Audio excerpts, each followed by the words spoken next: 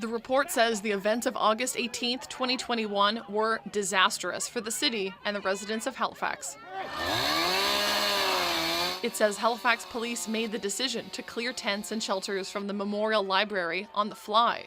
That wasn't part of the original plan. Some officers voiced concerns about going ahead as protesters gathered. But the report says they weren't listened to. It offers 37 recommendations for HRP, the police board, and the city. Chief Don McLean, who is new in the role, says he couldn't commit to an apology or comment on specific recommendations yet. I really don't want to look at this report through the rearview mirror. I'm going to look to this report through the front view mirror in terms of determining what it is that we can do on a future-focused basis to allow us to do things better. The report says a major error was Halifax Police's decision to not withdraw and de-escalate the situation.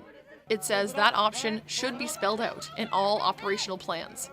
The ability to de-escalate or withdraw should always be in the toolbook as a potential option given the circumstances at the time. I don't think anyone would take issue with that. The review was done by a team of Toronto lawyers who interviewed dozens of people involved in the event. But key people, including former police chief Dan Kinsella, did not participate. On Wednesday, the police board told HRP to assess the recommendations and come back with a report. I think it's early days, and a lot of the report, of course, relates to what the police did wrong at the event. Not all of it, but a lot of it relates to that. And I think it's appropriate for the police to take time to digest those recommendations. The board also asked Regional Council to request a staff report on the review. Council will discuss that later this month. The municipality says significant changes have already been made in how Halifax deals with people who are homeless and the closure of camps.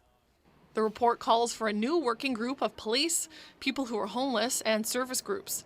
But that likely won't start until the new year, given the upcoming municipal election. Haley Ryan, CBC News, Halifax.